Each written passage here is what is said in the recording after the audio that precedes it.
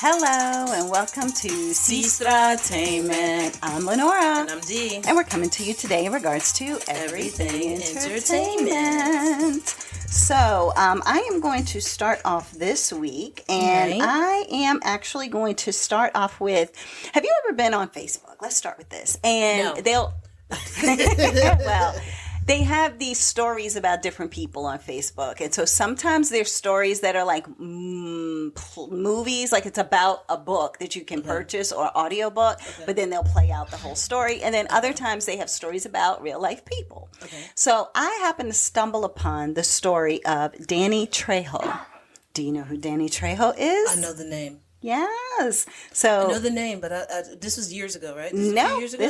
This is somebody who everybody probably knows once I tell you who he is. So Danny Trejo is actually an actor. Yes, it's the dude with the big tattoo of the woman on there on his chest. Yeah. On his chest. Yeah. He does all of the horror films. Yeah, he does a little bit of everything. So he's like a menacing looking guy, right? And so he's been in a ton of different movies. So I think his very first movie might have been Desperado, probably. He has a story, man. So yeah, actually I know it was Desperado because I'll get into that in a second. So Desperado, that was the one with Antonio Banderas. Yeah, and the dude with the what is the and Salma Hayek. Oh yeah, sorry. The dude with the guitar case that kept going down on one knee. Oh yeah, shooting through the guitar.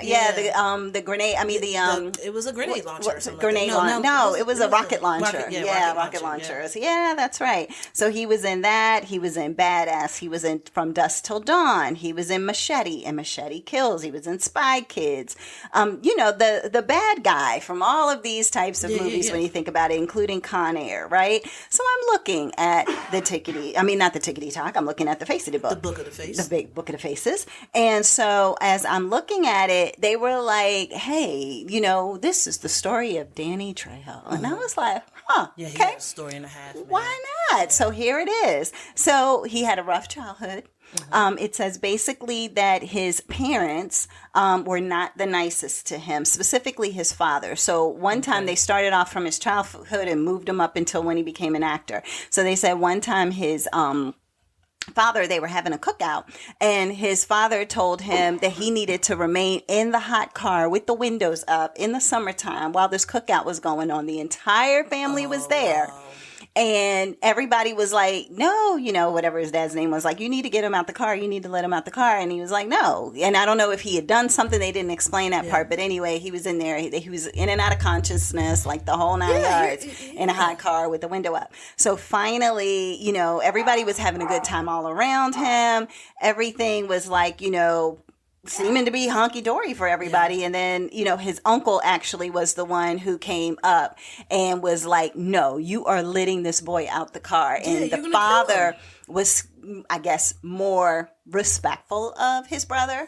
Respectful, he was scared of him. That's a beta something to that. Alpha. Yeah, maybe that. And so he ended up letting him out. But Danny said that he felt like his father always treated him differently because the whole family was all girls. He was the only boy. Okay. And so what ended up happening, as opposed to his father wanting to, just take his son under his wing and be like, oh, this is my pride and joy. Instead, what had happened was because he was around all girls, he said when he was little, the girls used to dress him up like a girl.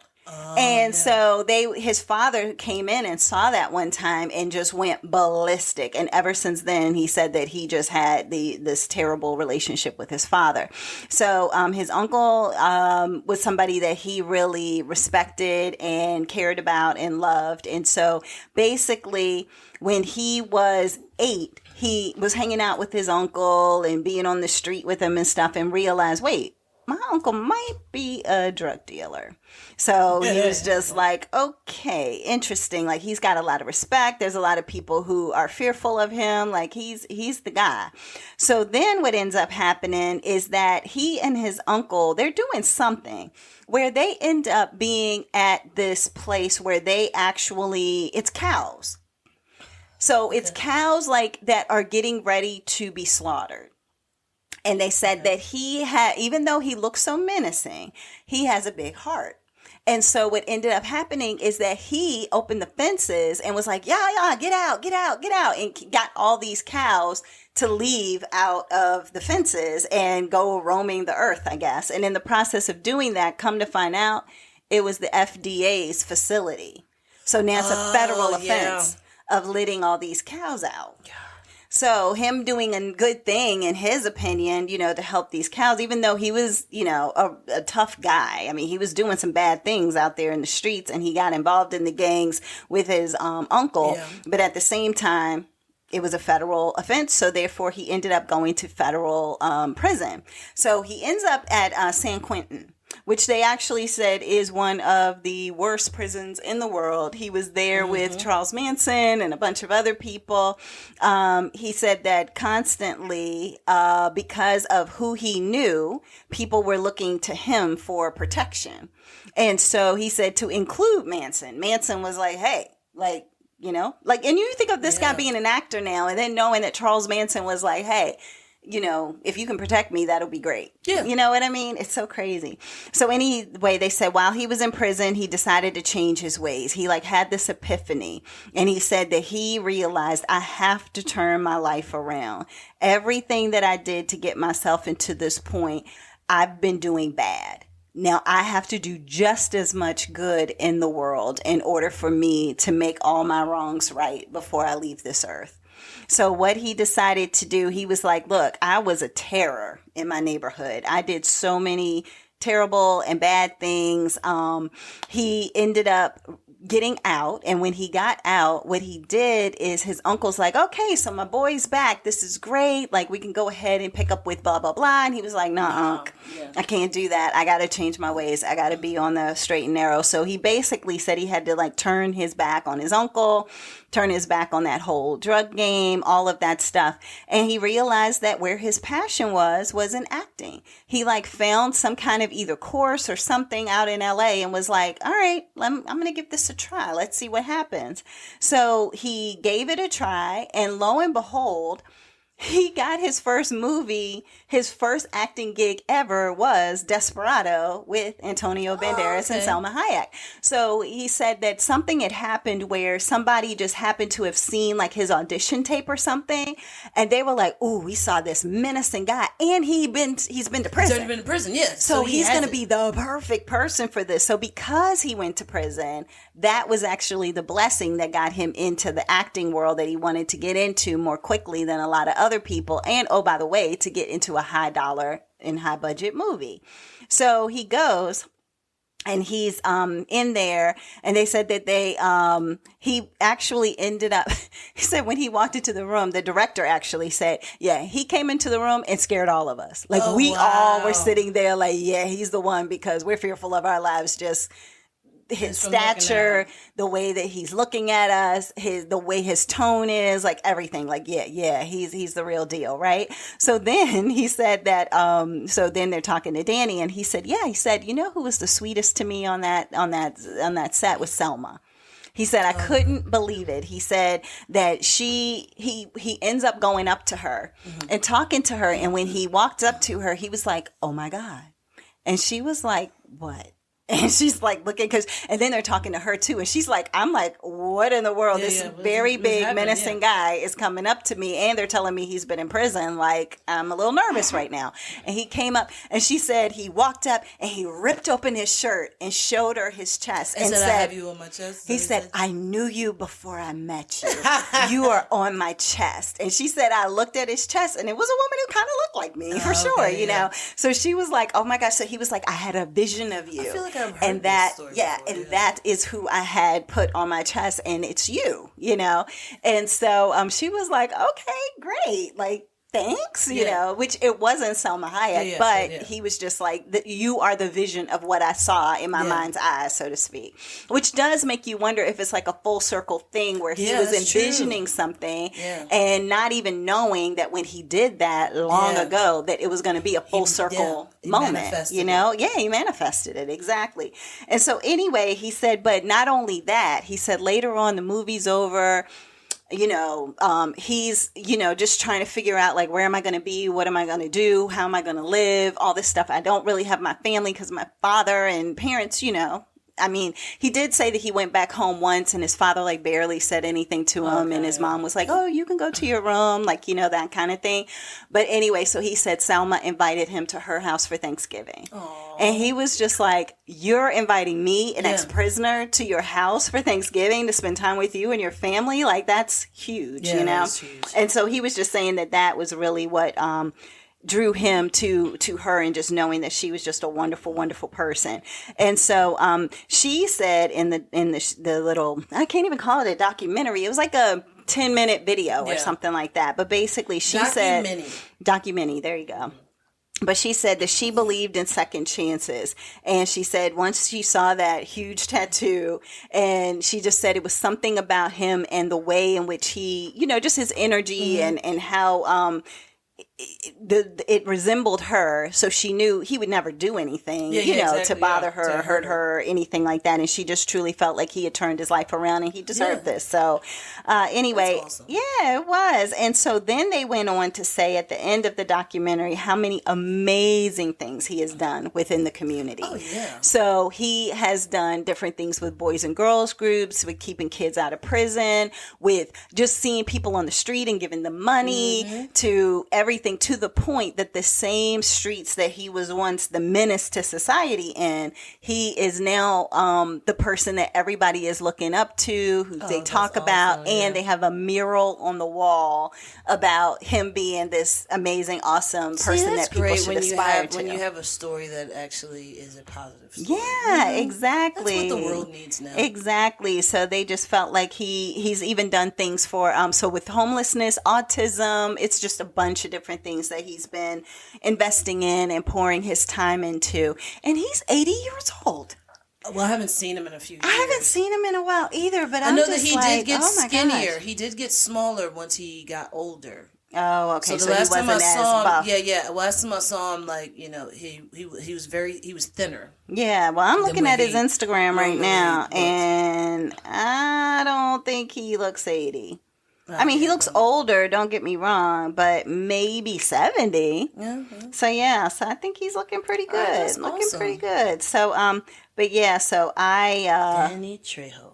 Yeah, exactly. So anyway, so that is the story of Danny Trejo and just all of the cycle that somebody goes through, because you just never know when somebody starts off and they look one way, and then, you know, and they're going down a certain path, and then they end up changing that path and going in a different direction, and people are like, no, a leopard can't change his spots, and, you know, those types of things. But it's always, you know, like, you can change if you want to. Yeah, he's a true testament of that. So absolutely. I say all this to say, I don't know how you'll actually see this, but I wanted to share the whole kind of just type it in on YouTube. Gist of information. Right. And just say, YouTube, you could probably type in Danny Trejo, and it's Trejo, and you can type that in and it'll tell you about his story. So a documentary. Awesome. There you go.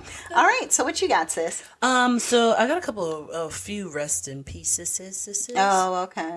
So I don't think we talked about it, but Pete Rose, the baseball player, Pete Rose did pass away, September the 29th. I don't think I knew that. Yeah. Did they even talk about that? Yeah, I don't remember them talking about it, but he did pass away September 29th.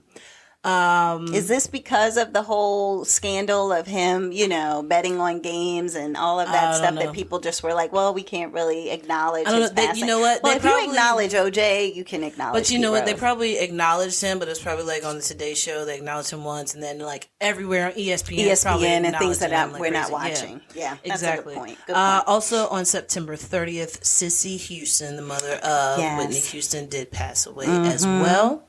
And then on 10/10, Ethel Kennedy passed away. Ethel Kennedy, right. Yeah, so those are the three ones that I had. They do say things happen in threes, don't they? Absolutely. Yeah. But then also I do want to touch base on Hurricane Milton. Yes. That did touch down across Florida, all across Florida. Mm-hmm. It hit like in the Tampa area, right? Yes. So it hit down just below Tampa. I think St. Petersburg got it the worst, and then Sarasota, and then Tampa. But yeah, there was a lot of destruction. I think that they were a little bit more prepared this time than they were last when it came to Helene. Okay. Because they were saying, look, this is bad. This is going to be bad. You got to leave. A lot of people were saying they were going to hunker down.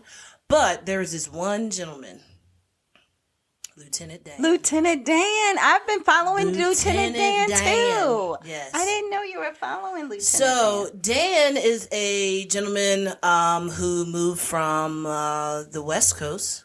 He just actually kind of talked about it, what exactly happened. But what it is that he moved from the West Coast over here. He said someone just told him, hey, you need to come over here.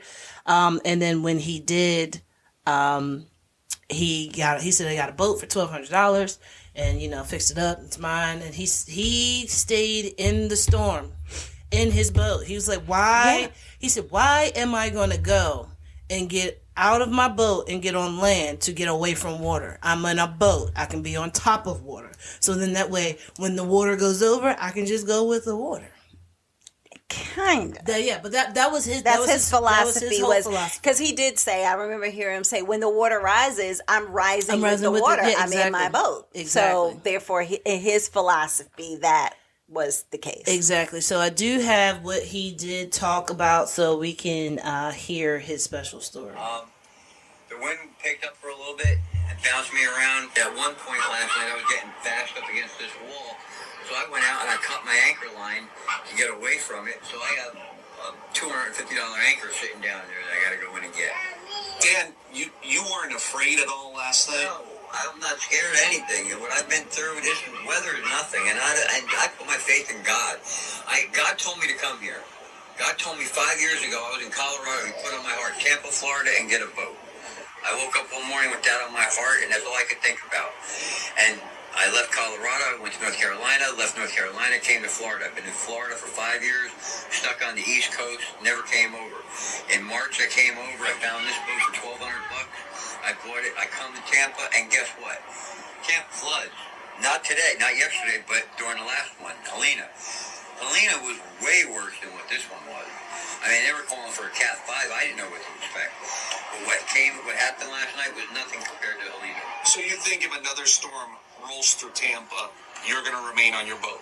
Yeah, I'd remain on the boat no matter what. It was pretty miserable. All right, so that is Lieutenant Dan. Now, why did they call him Lieutenant Dan? Because of... Do you not remember him? No, I'm saying for people who don't know who he is. Oh, well, I mean, okay, so, first of all, Dan has one leg. Right, like Lieutenant Dan Lieutenant Forrest Dan Gump. doesn't have two legs, yes. So Lieutenant Dan Forrest Gump, there was a hurricane. Lieutenant Dan is up on the, what's it called, the mast? What is the mast of the ship. Yeah, he's like, woo, let's go, give it to me, boys. Yeah. So they're saying that if the guy's name is Dan. Yeah. But so they just started calling him Lieutenant Dan because he was like, I'm going to face this storm right on.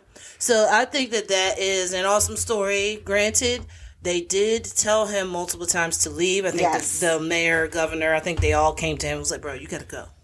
Yeah. Come on, let's go. Right. And then I heard that he was in a shelter. That was the last thing that I heard. But then I heard that he waited out the storm. So I don't know. Unless they were trying to get him to go to a shelter. I don't know. They were trying to. I saw a news crew that was talking to him, like from News Now or something. And they were like, hey, how was it? Like, I guess when the storm hit. After it hit, but before it was over, because it was still dark outside. And he was like, it was bad. And, it was a lot of wind and, everything. And I'm soaking wet in here and all of that kind of stuff. Because I think more water came into the boat than he was anticipating. Yeah, that's true. But the other thing that I recognized that they said is that all the water, you know how they talk about with tsunamis where the water just sucks away and draws back. So they were like, okay, well, the water is now drawn back because, the way that the turn goes, the turn pushes, as it spins, it pushes the water out. Mm-hmm. So it's going to pull the water out. And then when it turns back around, it's going to push it all back in. So they were like, are you nervous about when it pushes it back in? And then he sounded a little scared, but he was just like, he said, it was pretty rough. He said, but I'm going to be ready to ride out that, the wave. Yeah. But then they are like, but boats can capsize, like, all of these things can happen. And the news guy didn't say that, but people in the comments, which is true. When you think about it and you see these boats, it doesn't always stay upright. Yeah, they can flip. So therefore, I think and boat's not that big. No, I mean, for $1,200, right? But it's a decent boat for $1,200. Yeah, you're right. Like in Virginia, That would be like a good $15,000 boat. You think so? Maybe. But maybe. I guess if you're at a marina, I got to get rid of this boat. Right, so. right. And people down there probably have boats like they have, like they have houses, cars. Yeah, exactly. So yeah. But anyway, so I don't know if based on that, because the news guy did say that there were 2 or 3 people around there trying to keep an eye on him, but also trying to convince him to get off the boat. So maybe he did end up going to a shelter or something. Another thing that I saw on the tickety top was a gentleman who he was like, I'm protecting my family and my house. He got sandbags, stacked them up about maybe 5 feet tall, and then took the Tough Stuff spray that you spray in. It's like an insulation type thing. Yeah. We sprayed in that puffs up, and that was to cover all the cracks. Went through the whole thing, not a drop in the house. And isn't that amazing? The house is dry. So now that you could do that. Yeah. And you know what? I bet you a bunch of people are going to start doing that from now on. Yeah, it makes sense. I mean, it'll be hard to clean up, as you had mentioned afterwards, but like just to be able to. I did see where it was one like restaurant or bar or something like that had gotten a big water boat thing. I don't know. It looked like a water tube. Okay. But it went around the whole building. And it was 2 tubes high. And the tubes were probably 6 feet tall. Okay. But how did the tubes not allow water to come underneath? Well, the tubes might have met in the middle. But you put water in each tube, and then they had a suck pump. So that was pushing the rest of the water out. So then that was supposed to help. Because that was just all the rainwater that they were trying to push out. But they were just trying to keep the waves from coming in and destroying their company. So a lot of people became super smart when it came to that. A lot of people drove their cars onto plastic, like big pieces of plastic, like you would cover something with, and then covered up their car, and then like dropped their garage, and then like bolted their garage shut and tried to put some sandbags by it to make sure that their very nice, expensive car is not going to get messed up. Right. So it was a lot of different things that did happen that, I'm glad that, people actually did leave. I wish they would have opened the highway in the opposite direction for more people to get out. And I don't understand why they didn't. That's weird. Like, you can do that and then just have one lane for people going back in. Yeah. And why would people be trying to go back well, in a lot anyway? Of people, Sometimes people can't, you can't afford to go and stay somewhere. Yeah, because that's what somebody did say. I did see somebody say that. They were like, where am I supposed to go? He's like, I'm on the first level of my apartment. Yeah. But where am I supposed to go? Exactly. I can't afford, number one, traffic was backed up no gas. for hours. Yeah, no gas. You can't get any gas. And then, oh, by the way, even if I did go somewhere and sat through all that traffic and got somewhere, what am I going to pay to, how am I going to pay for a hotel or a place to stay or whatever? Stay inside of your car. You don't know for sure what you're going to do. So yeah, it is. But I mean, it is kind of do you want to live? And, I mean, yeah, I get it. Or for do sure. you want to just see what happens and just struggle and then possibly be able to, still survive? It always makes me wonder too. Do people go to tall parking garages and just say, "Okay, I'm just going to wait it out in the middle of a tall parking garage"? And yes, it might be windy and crazy and in the stairwell or something like that. But I'd be just from a flood crumble. perspective, I would be scared it would crumble. That something big would hit it. Like a crane broke up and hit the side of a building and smashed the whole side of a building down. Yeah. So just imagine a crane coming and then hitting if there's no cranes around. Hitting the parking deck and then, you don't know what could hit the parking deck. Yeah. You don't know if a tree is going to slide straight to the parking deck in between the 2 levels and take you out while you're sitting in your car. You don't. No, not in your car, in the stairwell. Oh, in the stairwell. Oh, yeah. That's in the stairwell of a parking garage, a tall one, so that way, if it's 4 feet or 4, stories even of water, then you're in the 5th or the 6th or the 7th or something. You know what I mean? Maybe, I'm just smart. trying to think of that would be smart for people to do for another thing. But then it's like, is my car going to fly off the roof? Yeah, but I mean, if your car is in the middle somewhere, then maybe it doesn't matter. If your car is on say it's 8 stories or 5 stories, even your car is on the 4th, and then you're in the stairwell on the 5th or 6th. Yeah. When you come out, look, see if it's there. Okay, great. Is flooding covered under car insurance? Or is it like a house where you have to pay extra for it? I don't know. That's a good question. Yeah, because I'm pretty sure that insurance is going to change it and make flooding. You have to pay extra for flooding. Well, in Florida, you do have to pay extra for. You have to pay a lot for your car. No, I'm sorry. No, for for flood. But I'm talking about for like flood stuff, insurance for cars. I'm pretty sure it's going to start coming. I don't know, but I feel like cars are covered from because a freak flood can happen at any moment. Exactly. I was caught in a car in a freak flood. Yeah, I remember. Floating. Yeah. Floating. Yeah. And that was scary. Was it the Thunderbird? I mean, it was scary. It was wasn't. Thunderbird? Yeah, but it wasn't. It was just scary. like, oh, water's coming in, but the water wasn't that high. No, though, the right? water wasn't that high. walk. You could get out and walk, but then you're like, oh, can I get electrocuted? Like you just never know things like that. Yeah. You know what else is floating around in How this does water? that work with electric cars? And No, they said do not take an electric car out. I saw there was somebody driving around a Tesla truck. Well, I don't know. The Tesla truck is a whole other breed. I don't know what that is, but I think most electric cars you're not supposed to drive. They said through that the big so tall they lane. had sent emails to my dealership saying that it was a bunch of dealerships that got hit, and I think they said over 50,000 cars were destroyed. Man, so now cars are going to go up. I don't know if the cars are already going up, but I don't know if it's the cars are going to go up or if people are going to be just have a lookout if your car happen to be in any of flood the damage, any place with that, and see if what's rusted underneath, and see what's rusted, and if you have to take the plastic off the side door, pull up the carpet, see if you got rust under that. Yeah, because you don't want to buy something that 2 weeks later after you get it off the lot, it's going to clunk on you. Yeah. So but that's all I had was just the information about the celebrity passing aways and also the hurricane. What do you have next, sis? Yes. So I actually have the Uglies, or I guess it's just called Uglies on Netflix. Okay, yeah, I haven't watched it yet. You haven't watched that? Okay. So, the cast, I don't know these people. So, they're all younger people. One of the girls is off of, oh wait, no, that's a different one. Never mind. Oh, what? I was about to say one of the girls was off a Star, but that's a different Netflix movie that just came out. Oh, okay. Yeah, so the cast just is right. A lot of young people. Yeah. And so it has who I'm trying to think if there's anybody knows. Well, everybody knows Laverne Cox. I'll say that. Laverne Cox is in there. But then everybody knows Joey King. Joey King, the main Tally.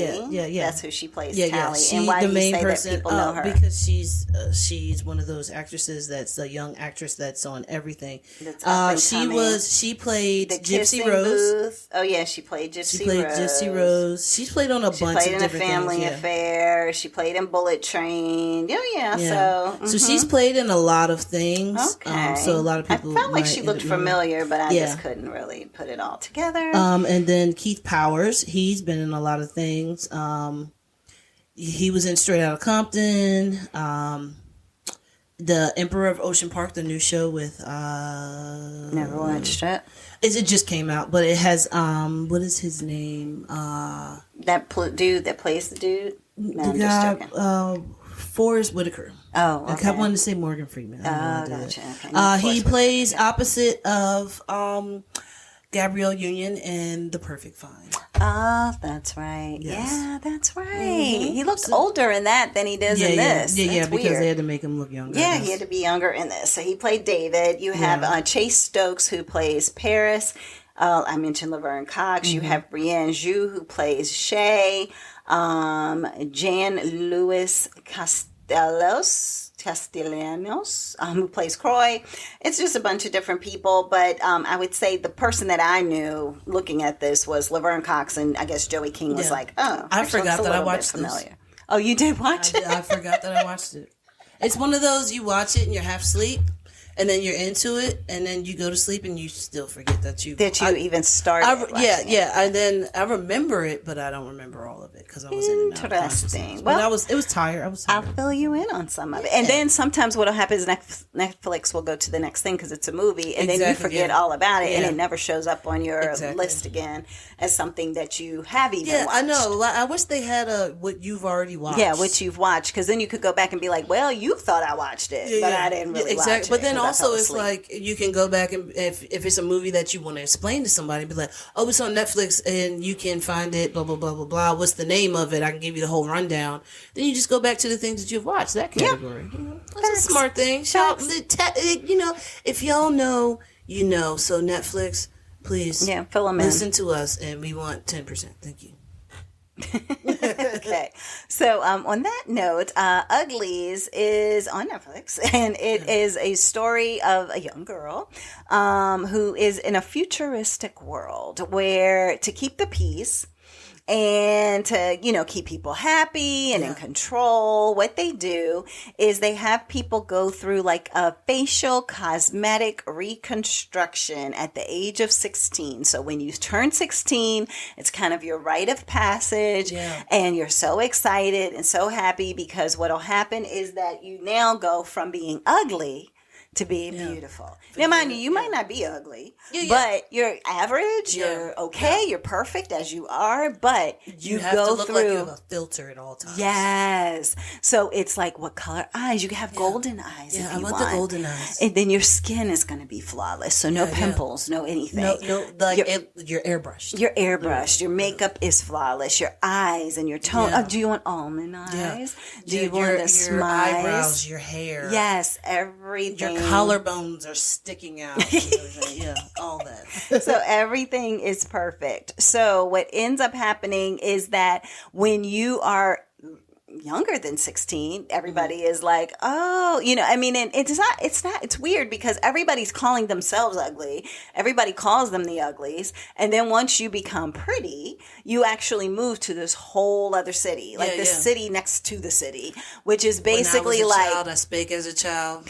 And when I got older, I put away childish things. So when I was ugly, I walked around ugly. And now that I'm pretty, I put away ugly things. Yes. And I ignore ugly people. And so, but it's weird because what ends up happening is like you as an ugly, quote unquote, can look out of your window and you'll just see this big, beautiful city. It's light. It's music playing. Right. That's what I was getting ready to do. It's like music playing. It's like a constant party. Constant selfies, constant, just all the things, right? So anyway, what ends up happening is that the main character, her and her best friend are talking about how amazing it's going to be for them to be pretty, right? That they just can't wait. So this is Tally and her male friend Paris. And they're like, oh my gosh. And you can feel like there's a little something between them, maybe a little love or a little, admiration. And so they're like, oh my gosh, this is going to be so amazing how, we're going to both be pretty and you're going to go. And then 3 months later, I'll be right there. And this is going to be so wonderful and so amazing, right? And so what ends up happening is that they have this whole ceremony. And that's where Laverne Cox's character comes in, where she is the one who's standing there very statuesque. Yeah. And she's looking very pretty. Yeah. And you can tell even with her, like different color eyes. And it's like she looked airbrushed as being herself. Right. Exactly. And so, and she's just like, so who turned 16 today? Yeah. And so all these people who turned 16 go down to the front and then they just take them to some room or whatever and they put them in some little, like, I don't know, some kind of chamber. Yeah. And then and these little robots do all of the steam comes in and all these robots do all this stuff. And you don't see this in regards to what happens, but it happens later on. Yeah. And so what ends up happening is you're made pretty.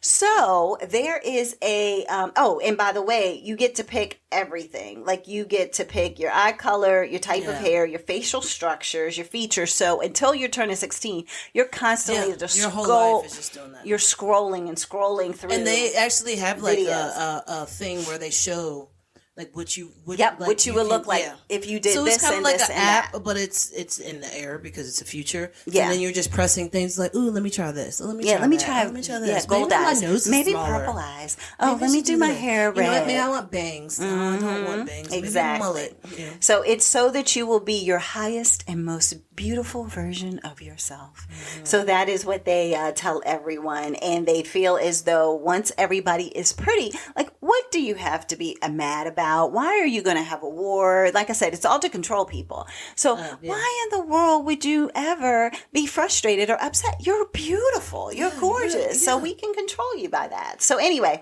what ends up happening is that there is an area or a place that's called the Smokes. And so it's run by somebody by the name of David. And so what ends up happening is that once Tally's best friend is gone, she meets this other girl and she's like, oh, she's kind of cool people. Shay. Okay. I've seen her around, but I didn't really get to know her. And her and Shay are like, how were we not best friends before now? Like, this is amazing. Like, you are so cool. That's because her best friend was Paris at the time. Exactly. So what ends up happening is that Shay is like, look, I know that everybody is saying David's not real and that this is a mystical thing, but come out with me one day and let's just go beyond the perimeter. The David thing. You got to explain the David thing. Did you explain the David thing? What do you mean? The other place that they could go to. The Smokes. Yeah. Okay, that's right. Yeah, the Smokes. That's what it is. Yeah. I didn't hear you say the Smokes. Yes. And the guy David, my bad. Yep. So what ends up happening is that they basically kind of like sneak out, and they have these, of course, because they control people, they have these bands and things that you can put on so that way they can track you. So before they sneak out, they put this band on a tree or something, and they're like, okay, now we can sneak out and go. And so once they get there, Shay is like flickering lights or starting a fire or doing something to get David's attention. David does something back and she's like, okay, let's go, Tally. And Tally's like, what? I'm getting ready to turn 16, girl. I'm getting ready to be pretty. I don't know what you about to do. I thought you just wanted to go on this little adventure. I ain't talking about going out here into the wild. Yeah, because can we come back? I want to be pretty. Exactly. And I don't want to be ugly the rest of my life. So if we're going to be stuck over here, that's a no. Yes. So what ends up happening is that although she followed Shay out there, she left Shay and she was like, nope, I'm going back because I need to be pretty. I'm going to go hang out with my friend Paris, like the whole 9 yards. So she gets back. She does find Paris. Paris is gorgeous. Paris is like, Paris looks like a model compared to what he did. Paris looks, because even his nose was, because he had his nose that was, his hair was different. His nose was twisted like a Luke Wilson nose or something, because that's what his nickname, like the nickname was Nose. Yeah, exactly. And so what ends up happening is that she comes across Paris, and Paris is like, hey. And she's like, but what are you doing here? Like, you're ugly. Why are you here? And she's like, I came to find you. Like, what? Like, come on, boy. Like, you said you would never change. You would never change. And I'm squint because of my little tiny eyes and your nose. And this is us. And and he's like, no, you're not supposed to be here. So anyway, that starts a whole chain reaction. So the interesting thing is that when it is time for her to get pretty, what ends up happening is that I'm just saying, but what ends up happening is that they are like, look, in order for you to do that, we're going to need to do something. We're going to need you to let us know some things. So therefore they knew basically that she had snuck out. So then it becomes this whole thing of, how bad do you want to be pretty? How bad do you want to turn against new friends, maybe even some old friends? Like, what is going to be your path, Tally, based on the fact that you want to be pretty? And what are you willing to give up or do in order for you to become pretty? After we know that you've done something. Number one, you snuck out. Number two, you snuck in. Like, she snuck into one city and snuck out of another, so she's done some interesting things.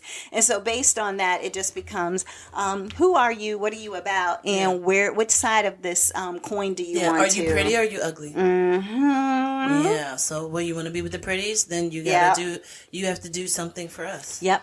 And then it's like, okay, do you want to take that path? Do you, what does that look like? And so I actually enjoyed it. I know you fell asleep on it, but... Well, I only fell asleep because I was just tired. Yeah. But for me personally, I was like, oh, this is kind of interesting.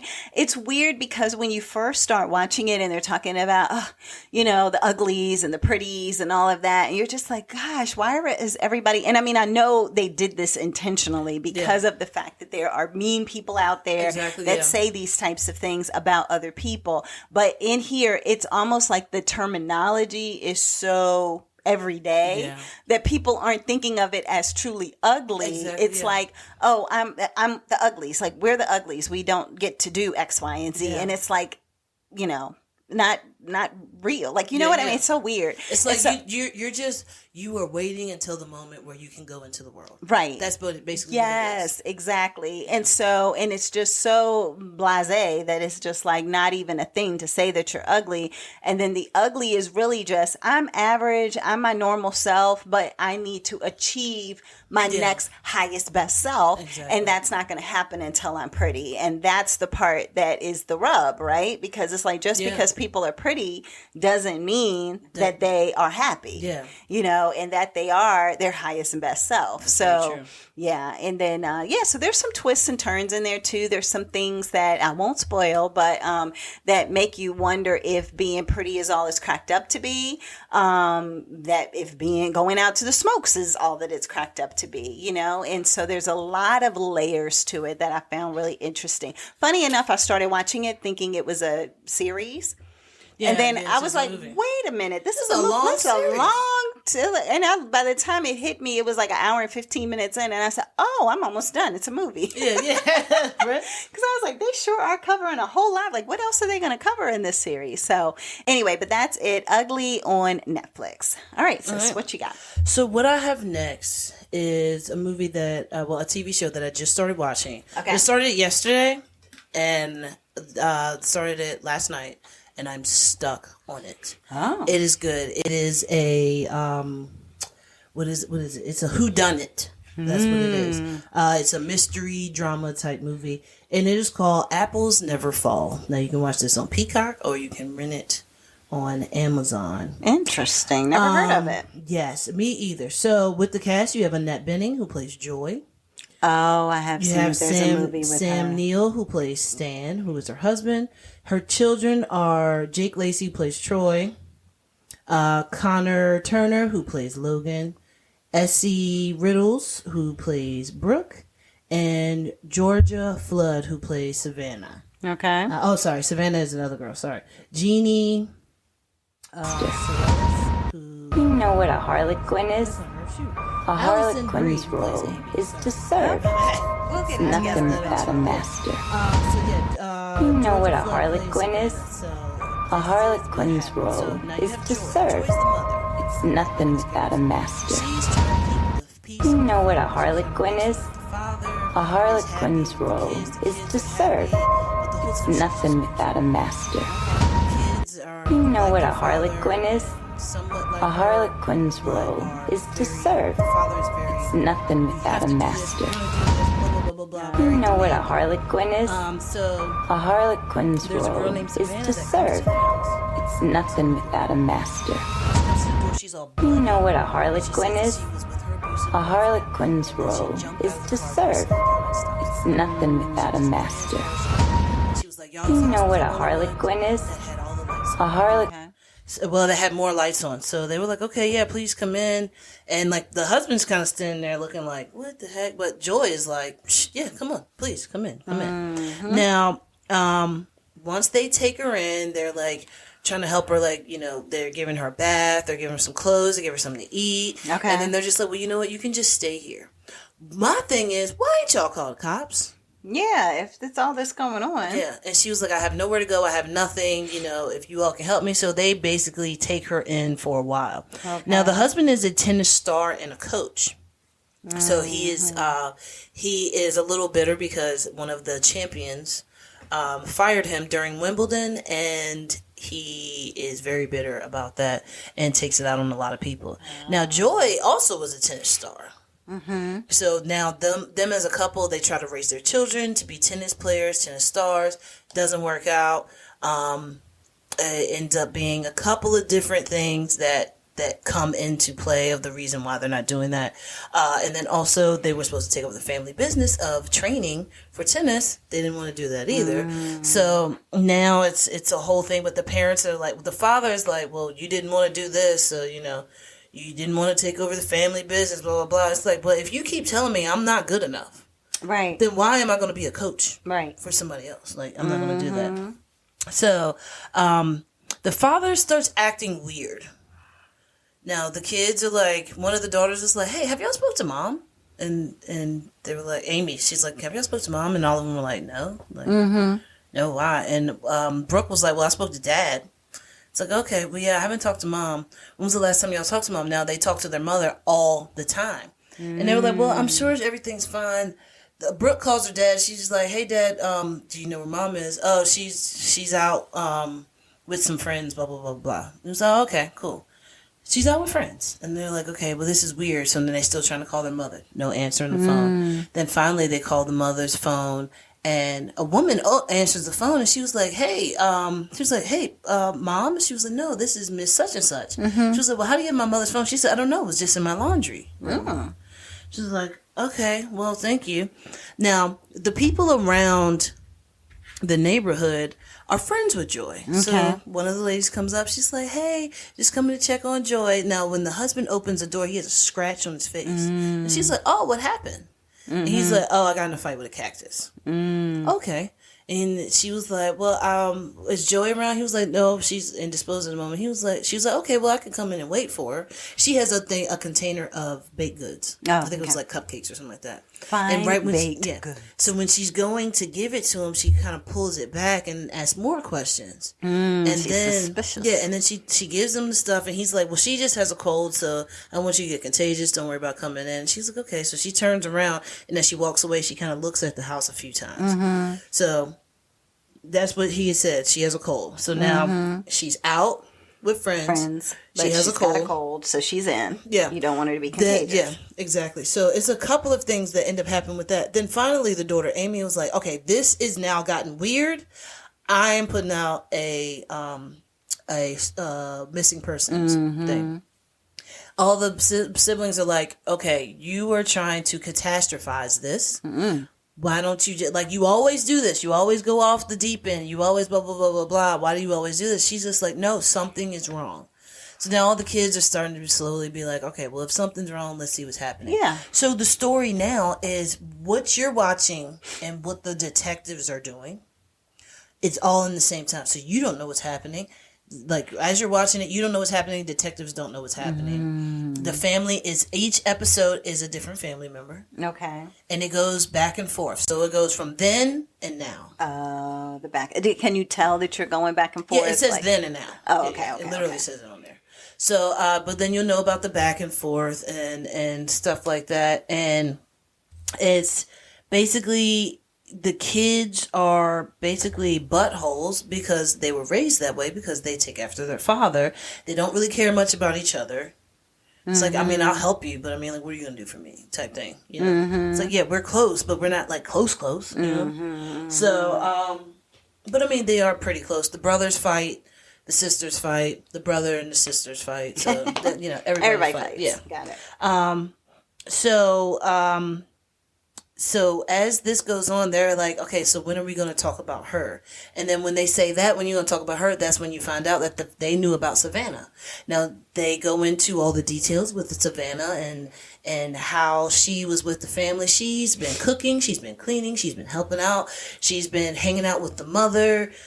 She helped the father start his podcast talking about tennis. So all the kids are like, wait, what is happening? Who is this random woman that knocked at your door is just staying here? So with all of that being said, the mother is like, look, all of you, she said, I always want to spend time with my kids. Y'all are always busy. So therefore, I have a nice young lady here who she cooks, she cleans, she helps take care of stuff around the house. She hangs out with me. We have fun. She was like, so therefore, it's over. It's done. She's staying. You can't tell her that she needs to leave. So now it's just all of that. And I've gotten up to, I think, 3 of the kids' stories. So I've gotten 3 of the kids' stories, about to start on the 4th kid's story, about, you know, what they know about the whole situation, what they've seen, the things that they have done, because they've done some kind of crazy stuff, and just that whole thing. But it's a great show. How long is the I think season? the episodes, the season? I don't know the season. I know the episodes are like an hour. 7 episodes. Okay. And right now, I am about to start Troy. So then after that, I have Stan and Joy. And then I guess on Joy, I find out exactly what happens. So yeah, each one is named after a different thing. So the first episode is the Delaney's, because that's their last name. Then it's the son Logan, the daughter Amy, the daughter Brooke, the son Troy, then the husband, and then the missing wife. So that's how it's gonna go down. But I do like it. I like it a lot. Like, I'm really into this. When I first saw it, I was like, let me see if I'm gonna like this. But when I watched the first episode, I was like, oh, I can watch another one. And it was like, oh, I'm late. Let me watch one more. That was like, all right, I gotta turn this off. I gotta go to bed. So, but it is really good. Like I said, check it out. Apples Never Fall. It is on Peacock. Okay. What do you have next, sis? So for me, I actually watched something, The Downfall of Diddy. Oh. You know, we've been talking about Diddy, so I was like, how can we have an episode and not talk about Diddy, right? Yeah, I'm getting tired of Diddy now. No, but it's not about Diddy. This part isn't about Diddy, even though it's called The Downfall of Diddy. Is it about his father? No, this is about all the people in Hollywood who ain't saying a mumbling word. Oh, yeah, I wouldn't either. So it's like a little bit of a, it's all about how, because of all the parties that he threw, because of so many people being involved in all of that, how it's too quiet. Nobody, like when Kevin Spacey something came out, or R. Kelly something came out, or whatever. It was all these people were saying things. All these people were, giving their opinions or saying something and whatever. The only thing that they're saying people are saying now is, well, I was at the parties, but I left before all that stuff happened. Exactly. Yeah. Like, that's the part where they're like, okay, well, if you were at the party. But your name's in the affidavit. But are you sure you left before everything happened? Are you sure? So what that's not you right there. Right. So this had like Nancy Grace in it. It had Diddy's former manager, who she was saying that, hey, these things have been going on forever. Yeah. She was also somebody who was like, well, I was there, but I left before all the craziness happened. But she also said, and just because it's a TMZ show, basically. Okay. Yeah. And so they were like, all right, so did you know something was going on? Like, and just didn't say anything, or what? And she was like, look, I'll just say it like this. Did you feel like something ominous, is that how you say it, was going to happen after you left, like at ominous after a certain time? Yes. Like, you left because you were like, this is getting ready to take a turn, and I don't know what turn it's taking, but I don't want to be here for the turn. So she was like, so that part, yes. What was going on with people? Absolutely not. Like, I did not know that. And so they, in this one, talked to, and it's, what's his name, Harvey from TMZ. So he's talking to the girl who got shot in the club, in the face. The fall for? Yeah, the Shine. Yeah, so she's like telling her story of, hey, look, all I know is I was in the club and I see Diddy walking backwards. I see Shine walking backwards. Both of their hands were on guns and both of them fired. And so Harvey asked her, okay, well then who shot you? And she was like, oh, Diddy shot me. Yeah. Diddy was the closest one to me. I saw him shoot me. I went to go talk to my girlfriend and say, oh my gosh, I think they're getting ready to start shooting. And when she turned back around, she got shot in the face. So anyway, the cheek, something like that. Yeah, it was like a cheek, nose, or something like that. Yeah, something. When you look at the pictures, it's across her cheek and her nose. Yeah, so she was saying that, and so she was telling her story. What they also talked about. But she actually looks good to be shot. Oh, she looks, yeah, because I was trying to figure out. I was like, it had to have been, but she had to have had a wider nose. Because I don't know. She had the little Kim nose. I have no idea. That's the only thing I can think. Maybe, I don't know. So, but no, I couldn't tell that she had gotten shot either, which is a blessing. Yeah, absolutely, for sure. Yeah. And so, especially in the face to get shot. And then they talked about so many different things. They talked about why everybody is being quiet.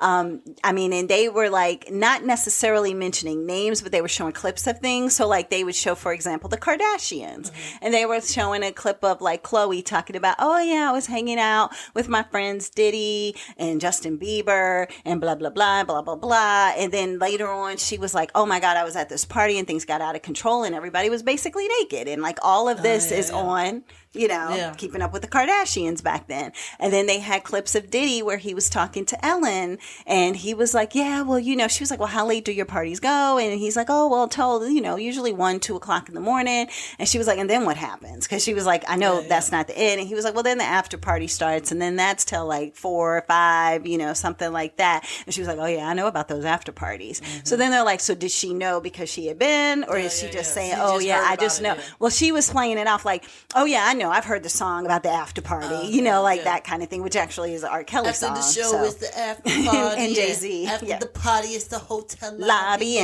Yeah. So, but they were it was Nancy Grace and Harvey kind of talking back and forth about how interesting it is that it is just super, super quiet, that there are people who are very scared and are lawyered up because they are nervous that they are on some tape somewhere. Yeah. And that they don't even know if they are or not. They don't know. You don't know they don't know if they are or not because they may not have even known that cameras were around. Yeah, exactly. So, and then I start thinking of even Ciroc like videos and I was like, wait, like different people were in those videos that you were like, wait, why is Diddy hanging out with Kevin Bacon? Or something like that. You know what I mean? But that's the thing. Like Diddy was everywhere, so he knew everybody. He was everywhere and knew everybody. And they said, and his manager had even said, like back then, everybody was like, get me to the Diddy party. I want to go to the white party. Like, how do I get on the list? So she was like, you would have absolutely famous people who were like, how do I get on the Diddy list? Yeah, so that way, you can schmooze and rub elbows. Right, with all of these people because all of the Hollywood types were there. It was the Hollywood types, but then also there were people who were really who were prominent in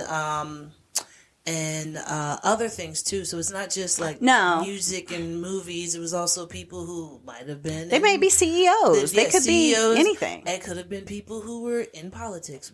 Politics, newspapers, magazines, all of this stuff. Yeah, so it's like if you were famous and you were in a certain tax bracket. You had to be at the Diddy party. Yeah, exactly. Yeah, that was where you were supposed to be, I guess.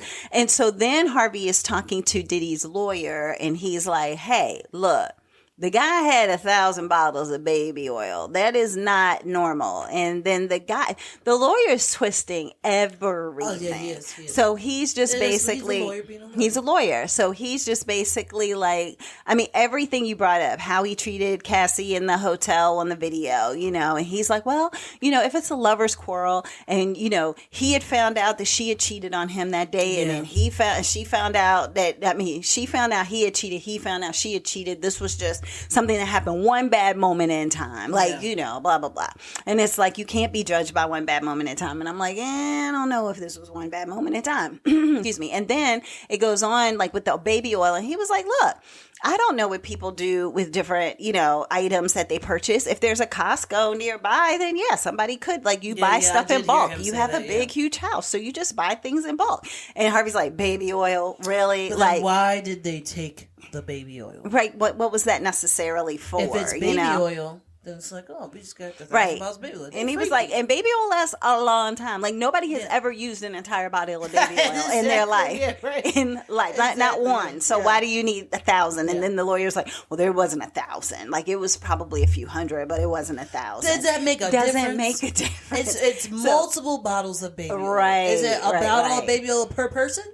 For your party, please come in. Drop your keys, and here's a bottle of baby oil for each individual. person. Drop your keys in the bowl. This is your gift to go home with. Is your own personal bottle of baby oil. But then there was things that are going around, rumors that are allegedly saying that it is GHB, which is a date rape drug. Yes, I did hear that. Some might have been baby oil, but others could have been that. So so that's another kind of sign to all of it. But anyway, so I only bring it up because of the fact that it did pique my curiosity as to, what, you're right. Like, nobody is saying anything. Like, even when Cat Williams was talking about everything, people were still chiming in about what Cat was saying because they probably were like, well, ain't nothing happened yet, so I can go ahead and say X, Y, and Z because I don't know if I'm going to be on XYZ list. But now it's like because something has come out. Yeah. Everybody is quiet. Everybody feels like they could be implicated. And it's like, yeah, it's deep. What were you going to say? You said, ooh. So you were mentioning Cat Williams. So they were saying that Cat Williams and Jaguar Wright are the only two people who have said, hey, some stuff is about to come out about some people, and this 2024 is going to be the year that you're going to find out all this stuff. And everybody's like, well, why haven't they been sued? And it's like, well, you can't go to sue somebody for defamation if it's true. Yeah, you can't. Yeah. You absolutely can. That's why Tasha K ended up getting sued by Cardi B and won. When Cardi B won was because of the fact that she was saying something that wasn't true about Cardi, and Cardi took her to task. Yeah. So now all famous people were ready to take anybody to task who was saying something that was a lie, because they were like, Cardi won, so I could win. So let me go ahead and put this person on blast. But now nobody is doing it because they know everything that's being said is true. So with Jaguar Wright, she was on Pierce Morgan show. Yeah. And she had said some stuff, and he got a letter, a cease and desist letter. Really? Yes. Basically, she had said some stuff. I think he took the whole thing down. He had to take the whole thing down because some rich and powerful person said to take it down. Jay-Z and Beyonce. What? They said this is actually not true. You cannot prove that, so this needs to be done. And what Piers Morgan said was, look, I do apologize. He said, people have platforms that they say stuff. Yeah. And I'm just a person who's interviewing these people. Yeah. I understand this is my show, blah, blah, blah, blah. He was like, so I do apologize. So they were going to sue him if he continued to leave up what Jaguar Wright was saying. Well, she's never been a fan of theirs. So. Yeah, exactly. Yeah. But I can't remember exactly what it was, but it was something. I don't know if it was something about business, but it was something that was said, and he had to end up apologizing and taking it down. Now I want to find it. Yeah, I want to find it and watch it. And I'm not a Piers Morgan fan. Yeah, but yeah. But okay. Well then, yeah. Oh, and there was a girl who was on TikTok who was saying that she was someone who was in Child Protective Services. And that she, and this is a legitimate story that people in the comments, as well as, like, I went down a whole rabbit hole of this, and I can't remember, I think her name might have been Allie or something, but anyway, so she was like, look, I was in Child Protective Services, and they handed me over to the parties. So she was saying that this is much bigger. CPS is just allegedly CPS is grabbing kids and then shipping them to Diddy. Well, I mean, to parties such as this for any rich and powerful person. Oh, wow. So, but she did say that she did a Diddy party. She did. She was like, yes, I did that. I was there. And then somebody in the background was like, look at the videos. Look at the tapes. You're going to see her on some of those. Like they said, one of the ones that was like a public something, I guess, that some people have seen, she's in that one. And they're like, that is her right there. So they can't say that she wasn't, this isn't true and that this didn't happen to her. And she's like, and I was with CPS when this happened. Yeah. So she is just like, so when y'all talk about how big this is and how deep this goes, this is huge. And so that to me, I was just like, oh my God. But she told that she was just saying everything. She was calling, and when I say calling out names, oh my God, should I play it? Oh my gosh. Are we going to get in trouble? I don't know. But did you know about Diddy's father? The one who was with, he was with like basically American Hustler. Yeah, he was working under the man who worked for like Denzel Lewis. Now, he ends up, he had an interview saying that his father and Frankie Mickey or something like that. They were like business partners and stuff like that. So, his father was a very big, prominent man in, I believe, Harlem for, the Black Mafia.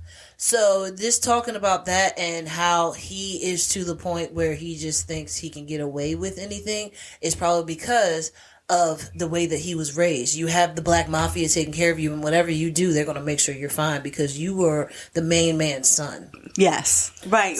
Yeah, so they were saying, he's always had this arrogance and cockiness about him because of who his father was. Yeah. And then that could be a reason why he moved up into the record labels and everything so fast. Maybe. Because it was like, hey, look, Clive, this is what's his name? Frank Lucas. Just want to let you know you're hiring Diddy now. All right. Right. You never know. Yeah, you hired him. All right, cool. Good talk. Or Andre. Yeah, exactly.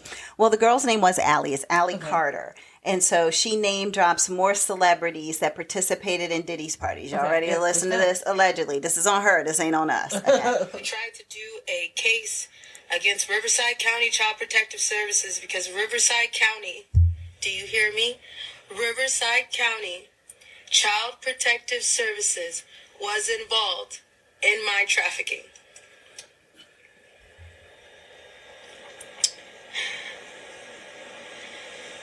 I never thought that we would see the day where Diddy would get arrested, and I told you guys in that Maria Z interview in 2021 that no one tells on Diddy. P. Diddy. All right? Just the same way nobody tells on Denzel Washington. We tried to back up. We've tried to tell you everything that we can, and now we have people messaging us, investigators, people that want to talk now, when now it's because it's trending. We're still not on the subject of the kids. All the adults are covering their asses.